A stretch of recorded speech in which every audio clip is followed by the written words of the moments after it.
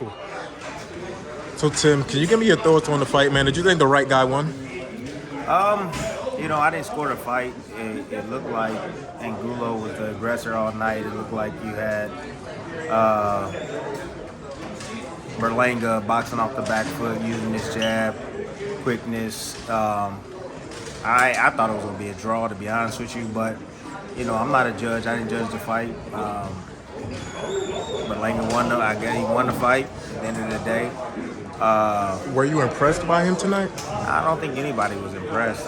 What I was impressed with was the fact that he showed a different wrinkle. He was forced to box. He was forced to box the best way he knew how, or I guess the way he was taught to get prepared for this fight. He wasn't loading up with shots. He was letting his hands go in spots. Not enough, but in spots. I feel that he has to work on his conditioning. I still think his concentration lacks a bit. He needs to get a little bit more on his jab, go down to the body a little bit more as well.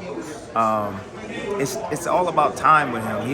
It almost seems like he doesn't know when to do the right thing, in spots. He doesn't know when to step to the guy. He doesn't know when he has a guy off balance to attack him. I seen him like exit, the corner, and he had a clear shot to be able to land a punch, and he doesn't. And I think that has to do with a lack of conditioning, to be honest with you. So if you lack conditioning, you're gonna lack it up here, because when you're tired, all you want to do is get out and retreat.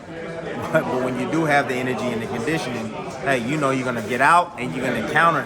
You're gonna have a plan A, a plan B, and then also a plan C. So whatever's going on, you're gonna be able to react to it. How do you rate his progression at the moment? Tonight I thought he moved forward as far as showing something different. We were complaining that he's just a puncher first, and no footwork, no this, no that. Yes, he didn't have the best footwork. No, he didn't have the best combinations. He wasn't the best mover or slickster, but at least he did it. He was forced to do it, and he did it. So I'm giving him credit for that, man. Don't get me wrong. Like I said up there, I said, man, when I shoot, I don't miss. I can see it, and I can see when a guy is special and what directions he's headed, just based upon his fundamentals and what he knows and what he doesn't know. Edgar, I think he has a lot of experience, but what's wrong with Edgar is just mentally, man. Mentally, it's all here, dude. This can be too much for him.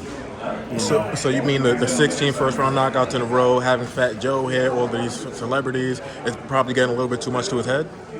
Yeah, I think that does. I mean, Mark told me that, he gets fueled off of that. It's like it fuels his ego. And I'm like, okay, it fuels your ego, but what about your skills? It's almost like your skill set is being frozen, and that's the biggest issue. But tonight, saw a dude new wrinkle. He boxed a little bit off the back foot, and I understand he's been a pro for a very long time.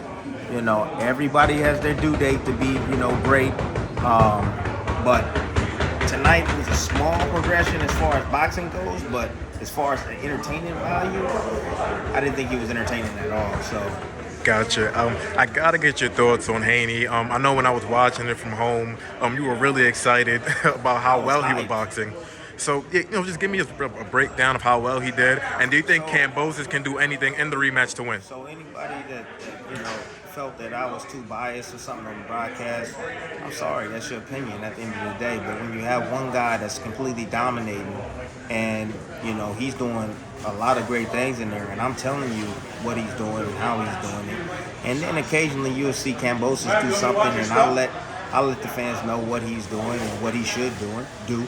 I'm sorry, but this was a one-sided beatdown in favor of Haney.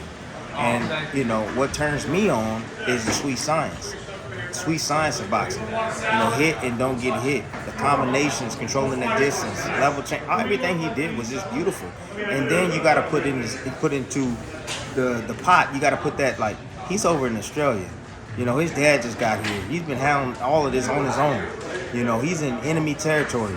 And nothing in his favor. He even took short money to have this fight because he believed in himself. He bet on himself, and then pull it off in that fashion. Come on, man. Devin Haney is a bad boy.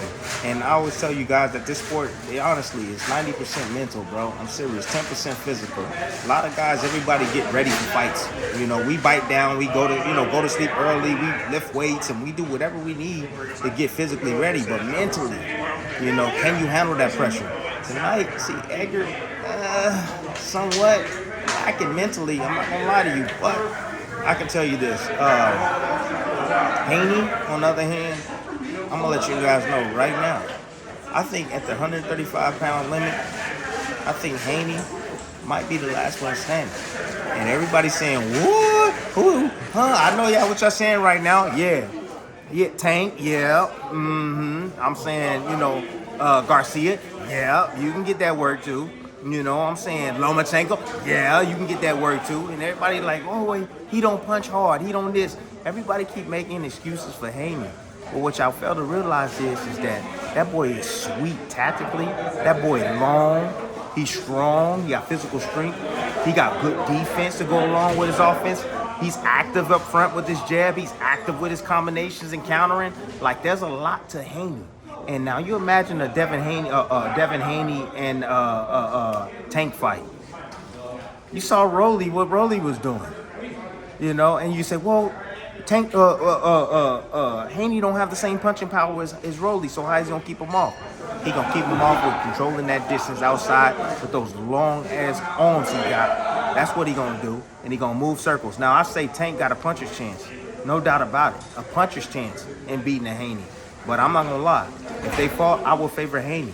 He's a slickster, man. I'm telling you right now. And the better the competition, the better Haney you see, as you saw against Kambosos. So does that mean you would also take Haney over Lomachenko? Yes, I will also take Haney over Lomachenko. You're not even hesitating. I'm not hesitating, bro. I will take Haney over Lomachenko due to the fact that Lomachenko, again, is a shorter fighter. You know, Loma's been off some time coming from war. I would say a year ago or 6-7 months ago. Yeah, but we don't know how Loma's going to come back from war. Bro, seeing dead bodies and fighting for his country and what he went through physically and mentally, bro. Taxing on him, and he's an older fighter now. Come on, dog. I'm going with Haney, the young gun. Active up front with that jab, boxing ability, sweet right hand, get in and out, make Loma miss, make that small guy swing at air. That's what it's all about. Just like he did against Kambosos. Made Kambosos swing in that air. Phew, phew. He was air conditioning the whole crowd. I felt it down there. I said, ooh-wee. Ooh-wee, it's chilly down here, you know? It was beautiful boxing, man, and I'm sorry. I'm being honest with you. And so, you know, it is what it is, you know? So speaking of Kambosos, man, is there anything he can do in a rematch? Because he said he's going to take it. Yeah, if he takes the fight, he gonna get a beat down again. Kambosos ain't gonna be able to do nothing. I'm letting you know that right now. It's easy work for Haney. Haney already know now he can get him, and all he gonna do, he's gonna put him in the blender again. Put him in the blender. Put him in that wash machine and turn him all night long. Vroom, vroom, vroom, vroom, vroom. And he gonna get the victory again.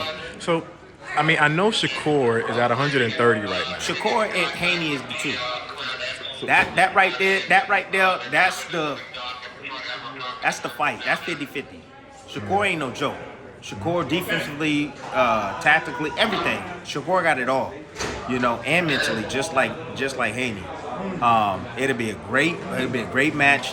I would honestly favor right now, without looking at film, I would favor Shakur Stevenson. That's a bad boy. But I'll tell you that's the only guy that I see right now that can give Haney a run for his money is Shakur Stevenson. Even at 140 pounds? Oh, at 140 pounds, that's a different animal. That's different. At 140 pounds, they do got some guys that got punching power. You do got Regis Prograis, but a smaller guy. I feel that he can be outboxed. But, you know, 135, Haney's the man, dog. I'm telling you, Haney might be the last one to be on top at the end of the day. So line up Ryan Garcia, all of them. Ryan Garcia don't even own the jab, so how the hell he gonna be able to compete with Haney with all those hooks and stuff? That hook ain't gonna be working against Haney. He gonna take that away from him. Can Tio bounce back, man? from from the loss from against Cambosis. He's supposed to be fighting August 13th at 140 pounds. Can he bounce back It's and up to win a him. title? It's up to him. Teo is a great talent, but it's up to him. And I tell you, it's mental. It's all mental. If he's training right and preparing himself right, mentally and physically, then he come back. He got a ton of skill. Great counter puncher. Got punching power. He's fearless in the ring. So I mean, it just depends on him at the end of the damn day. Interestingly enough, I got a chance to talk to Teo about last week, and he was just like, "Hey, I'll fight Tank at 140 pounds." How would that fight play out, man? Ooh. I say, you got two counter punches. You got two good counter punches with power. That's a really good fight. I don't know. I got to really sit down and study film, see each guy's weaknesses, see their strengths, see where each guy have the advantage. As of right now, off the top, Teo's kind of flat-footed, moves forward. He likes to stock, good counter puncher.